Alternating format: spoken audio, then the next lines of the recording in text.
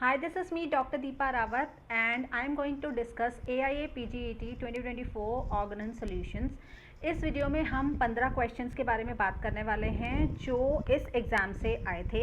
ये सारे ही questions Organon से रिलेटेड हैं। तो देर ना करते हुए वीडियो को शुरू करते हैं। उससे पहले अगर चैनल को आपने सब्सक्राइब नहीं किया है तो प्लीज़ कर लीजिए और अपने फ्रेंड्स के साथ भी इस वीडियो को शेयर कर दीजिए ताकि आपकी ऑर्गन की रिविजन फास्ट हो जाए, अच्छी हो जाए और जल्दी हो जाए, क्योंकि अभी हमारे पास एग्ज़ाम के लिए अराउंड 35 डेज़ ही बचे हैं। तो उसमें आपको सारे सब्जेक्ट्स भी रिवाइज़ करने हैं and this is the best way to revise the subject. अगर आप क्वेश्चंस लगा लेते हैं, specially previous year question paper अगर आप सॉल्व कर लेते हैं और इन वीडियोस में आपको सोल्यूशन भी मिलता है, साथ साथ में डिटेल्ड एक्सप्लेनेशंस भी सारे क्वेश्चंस की मैं प्रोवाइड करती हूँ। और जहाँ जहाँ से मैंने ये क्वेश्चंस के आंसर्स उठाए हैं मैं उनको भी उसके साथ इंक्लूड करने की, एक्सप्लेनेशन को इंक्लूड करने की भी कोशिश करती हूँ। तो एक लाइक, शेयर और सब्सक्राइब तो डेफिनेटली बनता है। पहला क्वेश्चन शुरुआत करते हैं।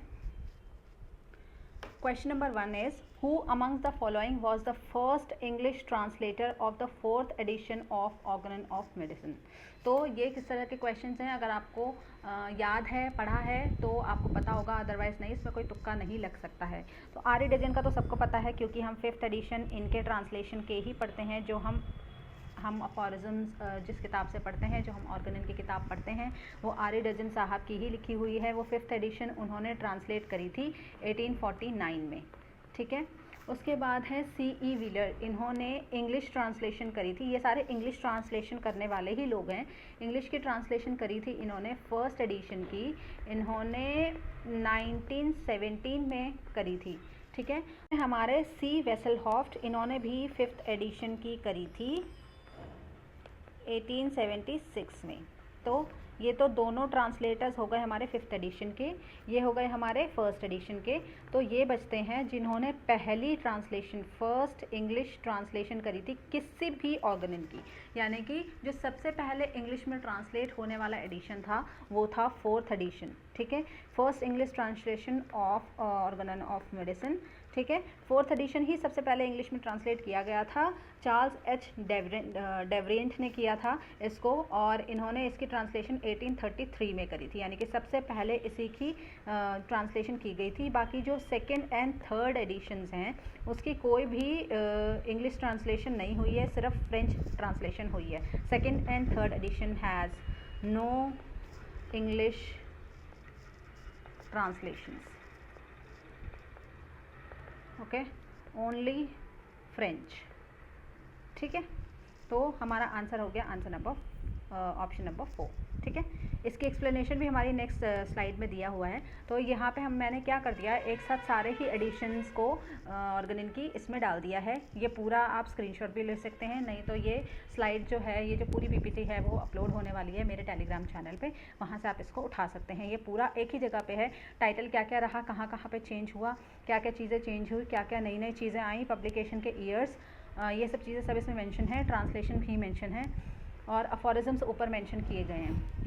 फर्स्ट एडिशन में 271, सेकंड में 318 थे, रियली 315 थे, लेकिन वो नंबरिंग मिस्टेक की वजह से 318 लिखे गए हैं। थर्ड में 320 नंबरिंग मिस्टेक की वजह से, लेकिन रियल 317 हैं। फोर्थ में 292, फिफ्थ में तो हमें पता ही है 294, सिक्स में 291। तो ये इसका आप स्क्रीनशॉट अभी भी ले सकते हैं, नहीं तो आपको ये टेलीग्राम चैनल पे मेरे मिल जाएगा। और यहाँ पे मैंने ड्रेसडेन क्यों लिखा है, क्योंकि जब ये पब्लिकेशन हो रही थी ना, तो एक्चुअली जो फर्स्ट एडिशन पब्लिश हुआ था वो ड्रेसडेन में ही पब्लिश हुआ था, बट डॉक्टर हेनीमन उस समय टॉरगॉव में थे। तो ये कभी कभी दोनों ही ऑप्शंस आ जाते हैं, ड्रेसडेन भी आ जाता है, टॉरगॉव भी आ जाता है। तो आप अपने हिसाब से अगर देखिए ऑप्शन में टॉरगॉव और ड्रेसडेन दोनों है तो आप टॉरगॉव टिक करेंगे, लेकिन अगर सिर्फ ड्रेसडेन दिया हुआ है तो आप ड्रेसडेन टिक करेंगे, ठीक है। Okay, question number 2 is, first edition of Organon of Medicine was published in Coethon. Second statement is, Henneman's article on Asclepius in Balance, the Medical Observer, are regarded as precursor of Organon of Medicine. तो first तो हमारा कोइथन में नहीं हुआ था, अभी हमने discuss कर लिया कि वो टॉरगॉव में हुआ था, तो ये तो जो है वो स्टेटमेंट करेक्ट गलत है। अब जो हमारे आर्टिकल्स हैं, Aesculapius in balance and medical observer, जो है ये हमारे नहीं है बिल्कुल, इसके प्रिकर्सर्स हमारे कौन कौन से हैं, तो ये दोनों स्टेटमेंट हमारी गलत हो गई हैं। ये आंसर बी है इसका। प्रिकर्सर्स हमारे दो रहे हैं, essay on a new principle ascertaining the curative power of drug, ये 1796 में लिखा था। मेडिसिन ऑफ एक्सपीरियंस 1805 में लिखा था। बहुत सारे मैंने आर्टिकल्स पढ़े हैं जहाँ पे 1806 भी बोला गया है।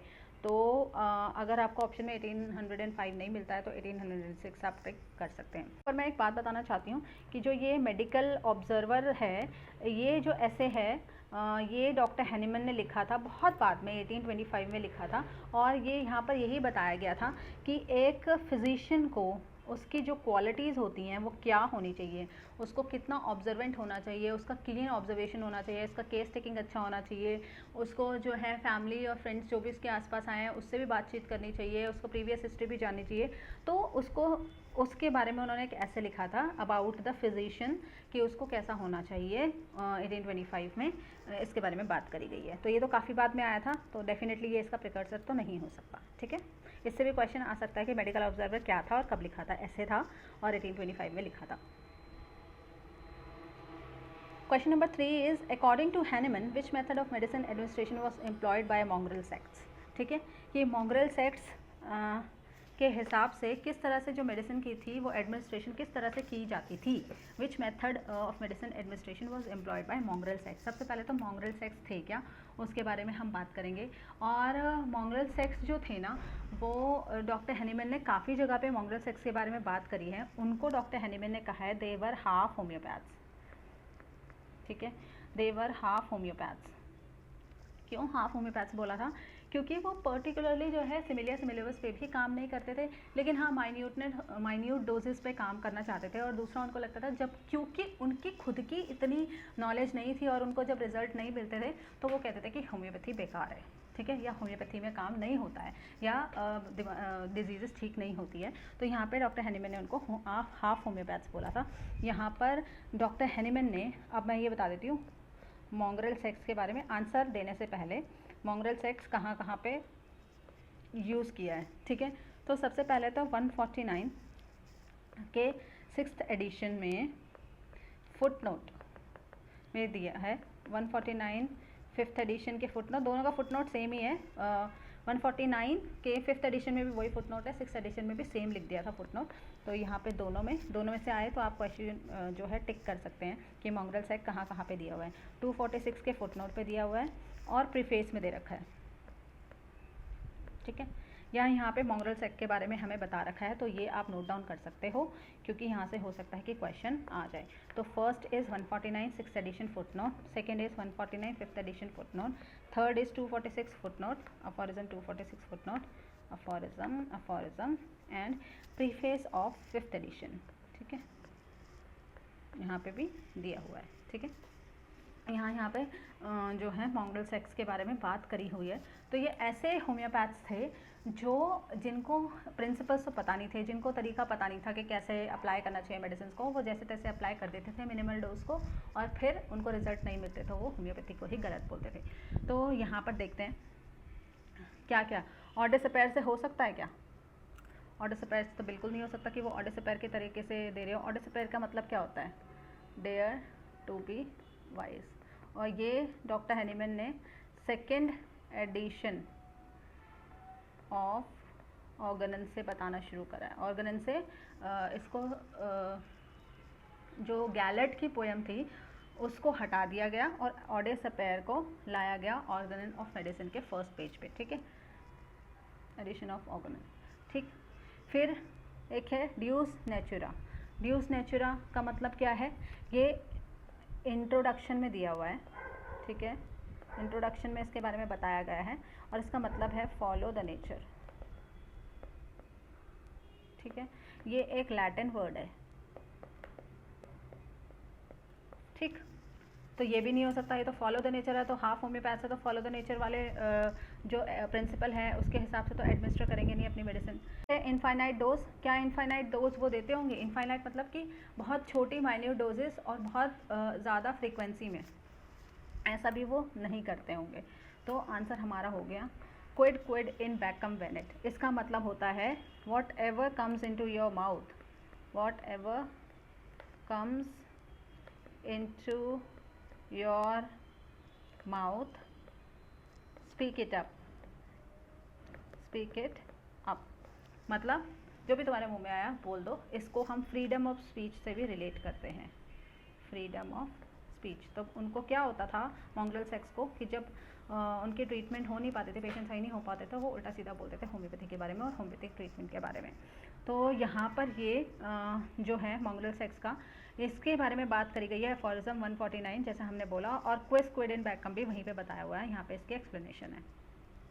ठीक है, तो यहाँ पर 149 में सब 149 के 5th एंड 6th एडिशन दोनों में, 5th में और 6th में दोनों में ही मॉन्ग्रेल सेक्स के बारे में बात भी करी हुई है।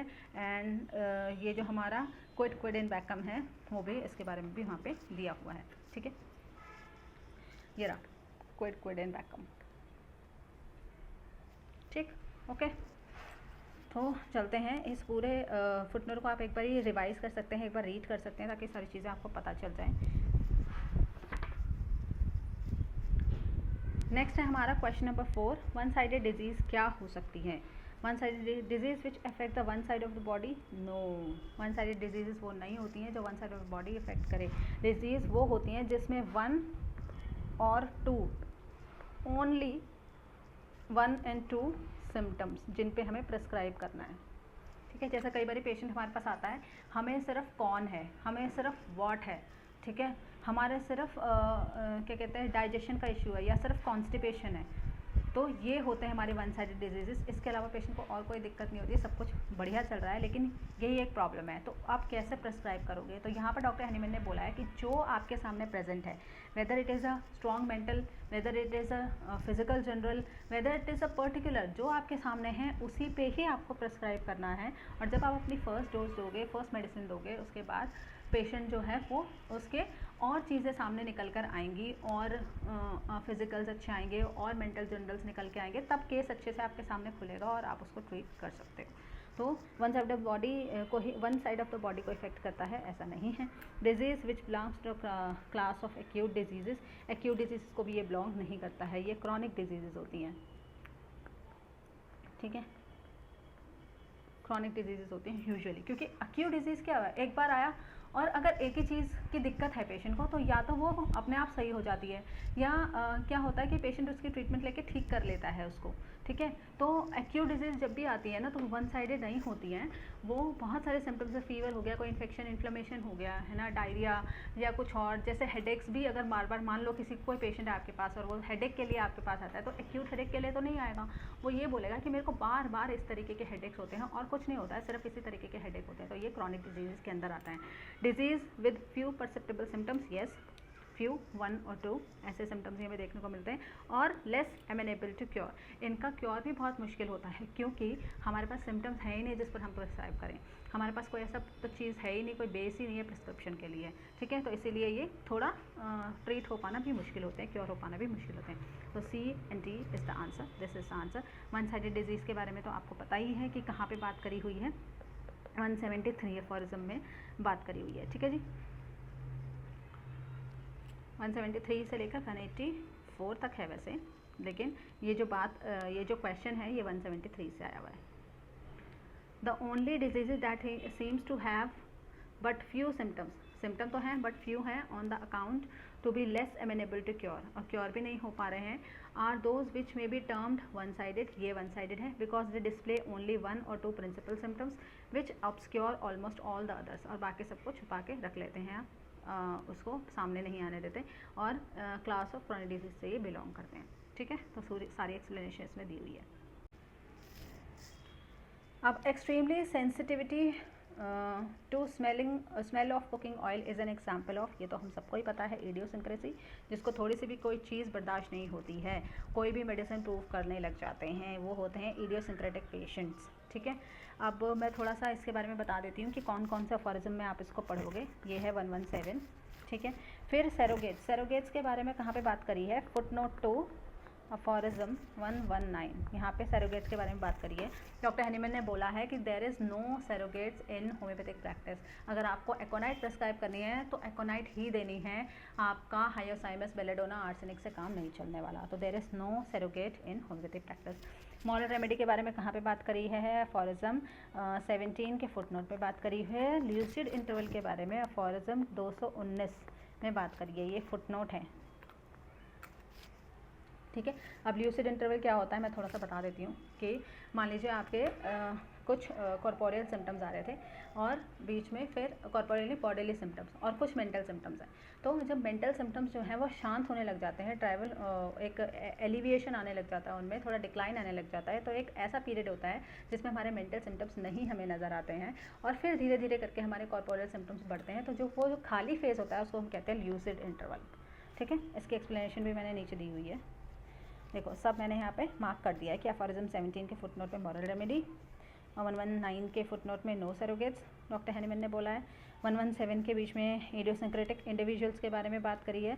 ठीक है, to the latter category belongs to so-called idiosyncrasies in which are meant peculiar corporeal constitution which although otherwise healthy, वैसे ठीक रहेंगे but possess, उनके पास एक disposition है to be brought into a more or less morbid state by certain things, कुछ चीज़ों की वजह से वो एक ऐसी morbid state में आ जाते हैं। morbid state less भी हो सकती है, more भी हो सकती है, which seems to produce no impression and no change in many other individual, कोई चेंज ऐसा लेके नहीं आता है। पर जैसे किसी को एलर्जीज़ हैं, एलर्जीज़ ज़्यादातर इडियोसिंक्रेटिक पेशेंट्स में ही आती हैं और ये इडियोसिंक्रेसी भी ना you can say it is a chronic disease. ठीक है, अगर आपको कोई एलर्जी है तो वो डेफिनेटली वो एक क्रॉनिक डिजीज़ है और वो सोरिक है, सोरा। ठीक है, तो यहाँ पर हमने बात की है इडियोसिंक्रेसीज़ की। ठीक है, इडियोसिंक्रेसीज़ यूजुअली नॉर्मल चीज़ें होती हैं, जैसे किसी को कोई किसी चीज़ से पीनट से एलर्जी है, किसी को कोई स्मेल से एलर्जी है, किसी को धूल मिट्टी से एलर्जी है और वो तुरंत उसके मोर और लेस रिएक्शन देने लग जाते हैं, जो और लोग उनके आसपास रहने वाले भी लोग उसी इन्वायरमेंट में रह रहे हैं लेकिन उनको कोई असर नहीं हो रहा है, लेकिन इन लोगों को फ़र्क पड़ता है। उसके बाद हमारी जो आ जाती है वो ल्यूसिड इंटरवल के बारे में यहाँ पे बात करी गई है।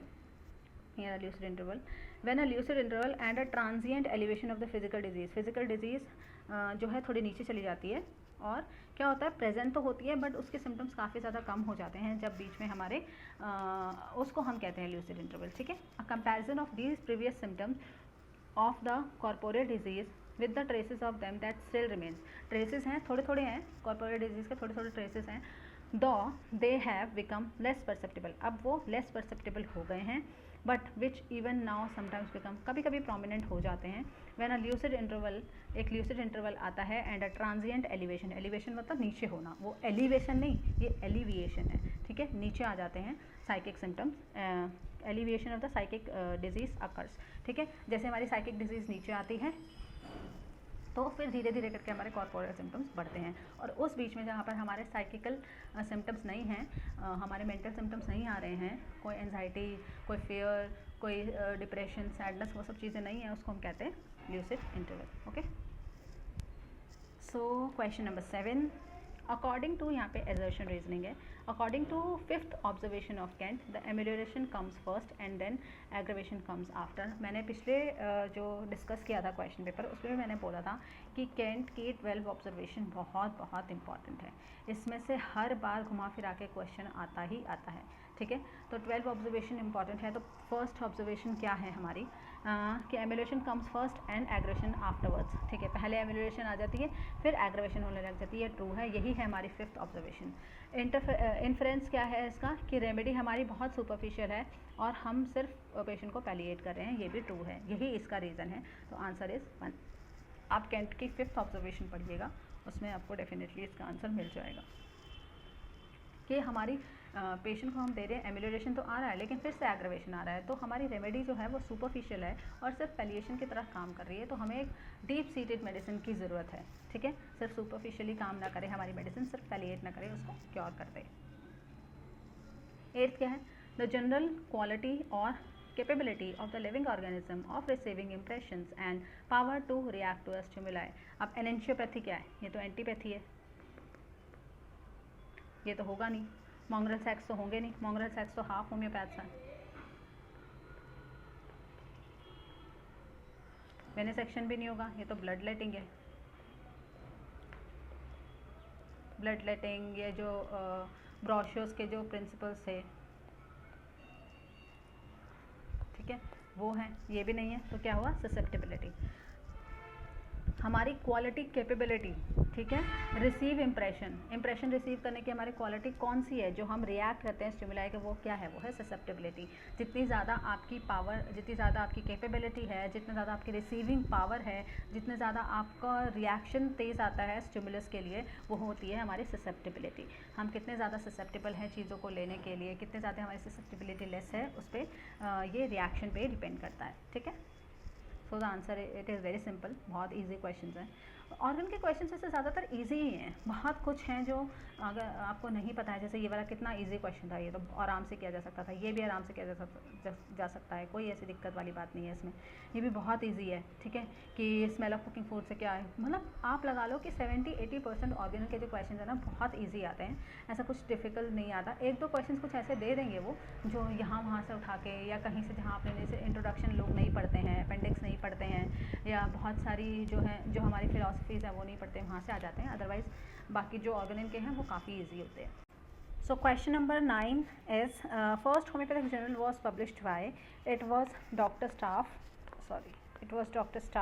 इन्होंने 1822 में पब्लिश किया था एक जर्नल, जिसका नाम बहुत अजीब है क्योंकि जर्मन नेम ही मुझे मिल पाया है इसका, archive for I think die homoeopathy Heilkunst. So इन्होंने पब्लिश किया था 1822 में फर्स्ट होम्योपैथिक जर्नल, ठीक है। Question number 10, which of the following statements is are true regarding manifestation of the psoric miasm. ये भी रेक्टाफिकेशन वाले क्वेश्चन हैं कि सोरा के कौन कौन से सिम्टम्स हैं, साइकोसिस के कौन कौन से हैं, सिफिलिस के कौन कौन से सिम्टम्स हैं, ठीक है। तो stupid, dull, senses and specially stubborn, ये सिफिलिस है, ये है सिफिलिस के सिम्टम्स, ठीक है। अब दूसरा है कि एमिलिरेशन बाय कोल्ड, नो, ये सोरा जो होता है एग्रेवेटेड होता है कोल्ड से, ठीक है। कोल्ड से इसको एग्रेवेशन होता है, विंटर में इसको एग्रेवेशन होता है, ठीक है जी। तो ये नहीं है, ये हमारे पास है तो बी और डी तो नहीं है, बी इसमें भी है, बी इसमें भी है, बी इसमें भी है, तो बी नहीं है, हमारा आंसर है A and C. Aggravated in the morning, aggravated from eating meat, इसको मीट की डिज़ायर भी होती है, desire meat and hot food, ठीक है, पर इसको एग्रेवेशन भी होता है। एग्रेवेटेड मॉर्निंग, मॉर्निंग थोड़ी ठंडी होती है इसलिए मॉर्निंग में इसको एग्रेवेट होता है। Always hungry and burn taste with the burn taste of the mouth, so A and C ऐसा आंसर यहाँ पर क्रॉनिक डिजीज़ में दिया हुआ है। सोरा के कौन कौन से सिम्टम्स हैं, बुक है जो क्रॉनिक डिजीज़, उसमें बताया हुआ है। ना क्वेश्चन नंबर 11 इज़ अबाउट टोलाकोजम। यहाँ पे हमने क्या बात की है कि इसका क्या है, what is the meaning of tolle causam. Tolle causam का मतलब क्या है, removal of the cause of the disease, की कॉज को ही रिमूव कर दो। इसको हमने इंट्रोडक्शन में डॉक्टर हैनेमन ने बात करी है, इसके बारे में इंट्रोडक्शन में बात करी गई है, ठीक है जी। फिर टोटलिटी ऑफ सिम्टम तो नहीं हो सकता, टोलेकोजम मोरल रेमेडी भी नहीं हो सकता, palliation of the effect of physiological doses ये भी नहीं है। ये भी इजी क्वेश्चन था कि टोलेकोजम हम सबको ही पता है होता है, रिमूव द कॉज करोगे तभी हमारा रिमूव इफेक्ट हो जाएगा। अच्छा, यहाँ पे मैंने क्या करा है ना, कुछ वर्ड्स हैं कि उनके क्या क्या मतलब है, मैंने सारे एक साथ ला के लिख दिए हैं। ग्रीक वर्ड्स कौन कौन से हैं इसमें से और उनके क्या क्या मतलब हैं, ठीक है। जर्मन वर्ड्स कौन कौन से हैं, उनके क्या क्या मतलब हैं, फिर फ्रेंच वर्ड्स, ठीक है। ये देखो कुछ इसमें इंपॉर्टेंट वर्ड्स हैं, जैसे सोरा का सोरेट, मैं इसमें से इंपॉर्टेंट फिर भी एक बार बता देती हूँ। Anamnesis, cause of the disease, ठीक है। डायनेमिक्स तो हमें पता ही है, इडियोसिंक्रेसी भी हमें पता है, सोरा भी हमें पता है, ठीक है। माइजम के बारे में तो हमें पता ही है। German words, mongrel sects, it is a German word, ठीक है। Organon Heilkunst, organ of healing art, ये हमें पता ही है। ये मटीरिया मेडिका प्यूरा का नाम है, ये भी पूछ लेते हैं कई बारी कि क्या है, ये आप याद रख लो, ठीक है। फिर लैटिन वर्ड्स काफ़ी सारे हैं, ऑर्डर से पैर हो गया, ठीक है, जो इम्पॉर्टेंट है। Causa effecta chronicum non venereum, cause of non venereal disease, ये भी पूछा जाता है, ये भी पूछा जाता है, ठीक है। कैसेट इफेक्टस, कैसेट कॉजा, कि if the disease, if the effect जो डिजीज़ है सीज़ हो जाए तो कॉज भी सीज़ हो जाता है। कॉजा ओकेजनालिस, ये भी पूछा जाता है। फिर इसके बाद कौन सा है इम्पॉर्टेंट, बाकी और इसमें से कोई इम्पॉर्टेंट है नहीं। आगे चलते हैं। ड्यूस नेचर तो हमने देख ही लिया है। यहाँ पे फ्रेगमेंटा डी विरिबस पूरा पूछ लेते हैं। जीनस एपिडेमिकस ये भी इम्पॉर्टेंट है। O tempora, O mores, O the time, O the way, ठीक है। ये प्राइमा कॉजा मॉर्बाई, ये सिंगलियस मिरबस हमें पता ही है। बाकी इसमें से और तो कुछ इम्पोर्टेंट मुझे लग नहीं रहा है। स्टेटस मॉर्बाई भी पूछते हैं, ठीक है। टॉलेकॉजम भी हमने देख लिया है। विस मिडिकैट्रिक्स, ठीक है। विस मिडिकैट्रिक्स नेचर है, depends on the nature instead of the medicine. ये कुछ हैं जो इम्पॉर्टेंट है, इनको आप एक बार रीड आउट ज़रूर कर लीजिएगा। Next question is question number 12, ठीक है। तो यहाँ पे हमें क्या करना है, मैच द डिजीज़, मैच करने हैं किसके कौन से हैं। तो हमें कौन कौन सा पता है। होम्योपैथिक लॉ ऑफ नेचर तो सबको ही पता है भैया, 26 से तो रट के हम, अफोरिज्म भी हमें रटा हो गया है, ठीक है। उसके बाद है हमारा 23, तो 23 is antipathic mode, 73 is typical intermittent diseases, 223 sorry उल्टा हो गया 73 is acute miasms, 2 typical intermittent diseases. तो A2, ठीक है, B3, तो यही है हमारा answer, A2 B3, okay. Next is any drug which is in natural states affect the vital energy to destruct. Natural state में कोई ऐसा ड्रग है जो नेचुरल स्टेट में हमारी वाइटल एनर्जी को डिस्ट्रक्टिव मैनिफेस्टेशन प्रोवाइड करवाता है, तो उसको हमें कौन सी डोजेस में प्रूव करा जाना चाहिए। केमिकल फॉर्म में नहीं, क्रूड फॉर्म में तो बिल्कुल नहीं, क्योंकि वो क्रूड फॉर्म में डिस्ट्रक्शन करने वाला है। पोटेंटाइज फॉर्म हो सकता है, फिजियोलॉजिकल डोजेस भी नहीं हो सकता, तो पोटेंटाइज फॉर्म में ही हमें उसको प्रूव करना चाहिए। इसकी एक्सप्लेनेशन एच रॉबर्ट सर ने दी हुई है अपने जो उनका चैप्टर है ड्रग प्रूविंग का। एच रॉबर्ट सर की जो फिलॉसफी है उसमें the principle and art of cure by homeopathy by H Robert, chapter 15 drug proving, ठीक है। तो यहाँ पे उन्होंने लास्ट में दिया हुआ है, देखो। Any drug which in its natural state disturbs the vital energy to the destructive manifestation should be proven only in the potentised form. Any drug which in its natural state affects the vital energy but little will develop a proving only in the higher potencies. ये करना चाहिए। Any drug which is its natural state disturb the vital energy to functional manifestation only. अगर functions को सिर्फ disturb कर रहा है तो उसको crude form में किया जाना चाहिए। सिर्फ function को disturb करने वाला crude form में किया जाना चाहिए।